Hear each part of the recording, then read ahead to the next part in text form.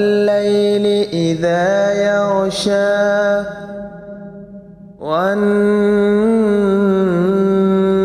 والنهار إذا تجلى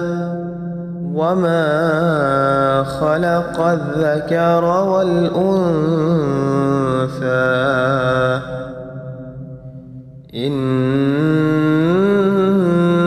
سعيكم لشتى فأما من أعطى واتقى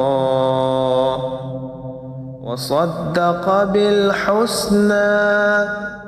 فسنيسره لليسرى وأما من بخل واستغنى وكذب بالحسنى